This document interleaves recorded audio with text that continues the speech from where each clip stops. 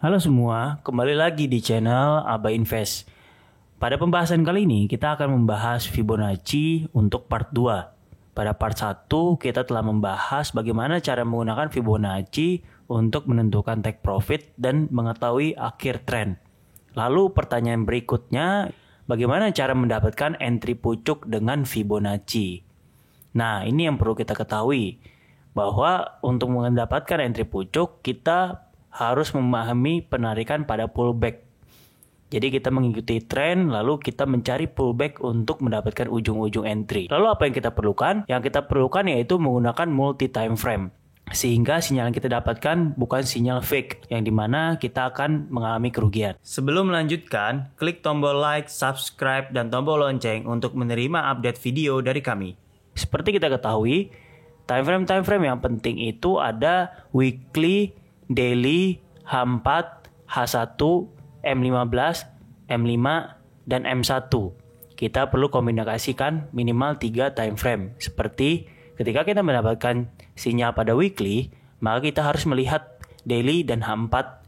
Dan di sana di H4 lah kita akan entry. Daily pasangannya dengan H4 dan H1. H4 pasangannya dengan H1 dan M15. Dan begitu pun seterusnya. Mari kita masuk ke syarat-syarat setup entry di pucuk. Ya, syarat pertama yaitu di time frame paling besar, yaitu time frame 1, kita perlu mencari yang namanya momentum pada Bollinger Band untuk mendapatkan sinyal buy atau sinyal sell. Lalu, pada time frame yang kedua, kita perlu menarik Fibonacci bila terdapat dominant break dan candle break pada area dekat-dekat ujung. Kalau misalkan terlalu jauh, kita akan turun lagi ke time frame 3. Dan pastikan di time frame 2 kita bisa menemukan supply demand atau SNR, support dan resistance. Bila tidak kita temukan atau tidak bisa kita tarik Fibonacci, kita turun ke time frame 3. Syarat ketiga yaitu time frame paling kecil, kita bisa melakukan penarikan Fibonacci dengan dominant break ataupun candle break. Dan pastikan juga ada pendukung area support dan resistance atau supply and demand. Jadi time frame 2 dan time frame 3 ini saling melengkapi ya. Seperti itu, saling menggantikan dan saling melengkapi.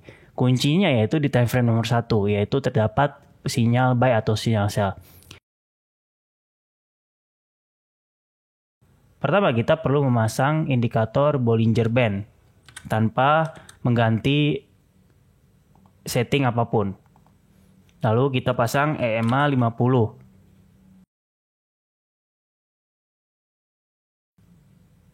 Ya, jadi pasang EMA 50, kita edit.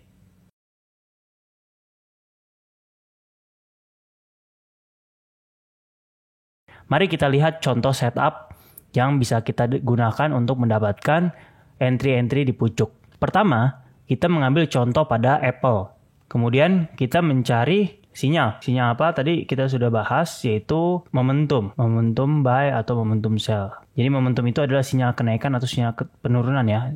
Bagi teman-teman yang belum menonton video tentang Bollinger Band dan belum mengerti apa itu momentum, coba tonton dulu ya. Jadi pertama, kita bisa mengetahui di sini bisa kita lihat terdapat ada 1 candle momentum, kemudian 2 candle momentum, 3 candle momentum, 4 candle momentum. Kalau setup sebelumnya, kita bisa langsung ambil buy ya. Tapi kalau misalkan mau mendapatkan entry pucuk, kita tunggu. Kemudian kita turun atau ke time frame kedua, weekly. Ya tadi kan syaratnya di weekly itu ada penarikan Fibo, dominant break atau candle break bila masih dekat di area atas ya. Kayak gini, di sini kita bisa melihat kita tidak menemukan candle break dekat, tapi ada di ujung yang dimana kita menarikan Fibo pasti jauh di bawah. Maka kita turun lagi ke area time frame 3. Tapi kita mendapatkan di sini ada supply and demand. Ya, supply and demand itu adalah ketika ada candle hijau naik lalu ada 1 candle merah. Nah, itu supply demand. Lalu kemudian dilanjutkan lagi candle hijau. Di sini namanya rally based rally ya, atau drop based drop. Ya, di sini kita bisa lihat di sini ada supply demand. Kita turun lagi ke time frame yang paling kecil. Nah, di time frame paling kecil kita perlu mencari yang namanya dominant break atau candle break. Di sini bisa kita lihat kita tidak menemukan yang namanya dominant break. Lalu kita perlu mencari candle break. Kita tanda dulu area warna candle merah yang paling dekat dari area atas. Di sini kan satu daerah ya. Jadi kita cari candle merah yang di luar di sini. Ya. Di sini lalu candle mana yang tembus area ini? Nah, ini ada satu candle merah tembus ya. Jadi kita bisa tarik Fibonacci hingga ujung. Di sini case-nya kita tarik sampai batang. Ya, bisa kita lihat di sini area TP2 dan kita pastikan kita dapat ujung di entry. Kenapa bisa ini valid? Karena tadi didukung di time frame kedua weekly terdapat supply and demand. Ya, di sini juga terdapat bisa dilihat ada resistance ya. Di sini ada resistance. Ya, di sini tuh kita lihat naik terus dia turun. Di sini kan berarti ada resistance juga nih. Ya. Jadi di sini adalah salah satu sinyal yang paling kuat untuk mengambil buy. Lalu di mana posisi stop loss? Stop loss kita kasih jarak sedikit aja ya, di sini misalkan. Itu contoh untuk case buy. Lalu kita perlu mempelajari juga setup sell ya. Jadi bagi teman-teman untuk memahami di mana sih area-area yang bisa kita manfaatkan untuk pembalikan arah bagi yang main saham kayak gitu ya. Atau kalau misalkan teman-teman ada trading di tempat-tempat lain juga bisa dimanfaatkan. Jadi kita ini untuk tujuan belajar. Kita masuk ke NZD CAD ya. Di sini seperti biasa kita cari momentum di time frame 1. Time frame satunya untuk case kali ini itu weekly. Ya, di sini kita bisa lihat terdapat momentum 1, 2, lalu 3. Kalau kita hanya belajar Bollinger Band, kita bisa tunggu sampai mid BB atau ke top BB ya. Tapi kan terkadang belum sampai udah balik arah.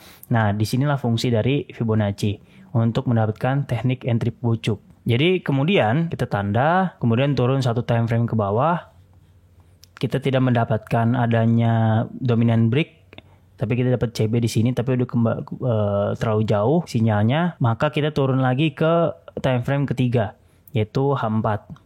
Nah, di time frame ke H4 ini kita temukan CB karena dominant break tidak terbentuk di sini. Tapi dua candle sudah tembus.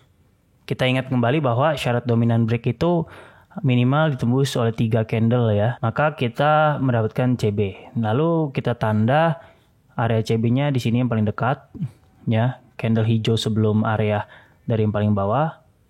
Berarti kita dapat di sini nih. Nah, dari situ kita bisa tarik Fibonacci. Nah, jadi untuk mendapatkan entry pucuk kita perlu di TP2 ya. Ingat di TP2 bukan di TP1, bukan di complete cycle. Nah, di sini kita tidak menemukan adanya SNR ataupun SND ya, tapi SND-nya ada di atas. Jadi kita boleh lebarkan lagi penarikan Fibo ke candle yang berikutnya. Nah, di sini. Nah, ini pas ya. Di sini ada area pucuk dari 4. Nah, di sini ini ada SNR ya. Jadi dia lagi naik, mantul lagi kembali ke bawah. Nah, ini pas banget. Di sini juga ada SND nih. Lagi ada merah, lalu ada hijau 1, terus turun lagi merah. Ya, di sini berarti ada SND juga. Nah, bisa kita lihat. Jadi candle berikutnya itu dia bakal naik menyentuh sampai TP2 setelah dikonfirm tadi juga oleh adanya SNR atau SND. Lalu bisa kita lihat di sini pucuk lalu kembali lagi turun ke bawah. Ini sangat powerful ya setup ini. Apakah ini bisa digunakan lagi selain momentum? Bisa, ketika dia menembus swing yang paling bawah lagi.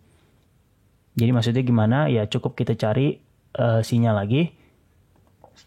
Setelah dia turun kembali ke time frame 1 weekly, dia tembus. Ya di sini dia tembus ke swing paling bawah, ditembus lagi. Nah, di sini berarti kan kita bisa tanda lagi nih walaupun bukan momentum. Nah, ini case yang cukup agak berbeda karena di time frame yang daily-nya atau time frame kedua kita sudah bisa menemukan dominant break. Ya, kita tanda candle paling bawah. Nah, ini 1 2 3 candle ketiga tembus, minimal kan lebih dari 2 ya. Berarti di sini dominant break. Bisa kita tarik sampai ekor, sampai batang. Nah, di sini area TP2. Kemudian ada apa lagi? Di sini juga ada resistance. Ya, bisa dilihat di sini naik lalu kembali. Pas banget di sini ujung kita dapat entry pucuk lagi untuk sell. Nah, ini bisa kita kalian teman-teman gunakan di segala bentuk market. Pastikan bahwa di step 1 kalian cari sinyalnya dulu untuk buy atau sell dengan momentum di time frame paling besar. Kemudian turun dulu satu time frame untuk mencari SND dan penarikan Fibonacci yang paling dekat dengan area bawah ya sinyalnya. Kemudian apalagi turun lagi ke time frame paling kecil. Kalau tidak menemukan di time frame 2, cari lagi untuk penarikan Fibo dan cari SND atau SNR. Dan pastikan semua penarikan Fibonacci itu puncuknya itu di TP2, bukan di TP1. Ingat ya, jadi jangan terlalu buru-buru mengambil di TP1 karena bakal ada pullback lagi biasanya atau tembus lagi kembali ke atas. Itu kurang lebih bagaimana cara menggunakan Fibonacci untuk mendapatkan entry pucuk. Sering-sering latihan backtest untuk memahami teknik ini, dan bagi teman-teman yang masih belum mengerti bisa tanya di kolom komentar.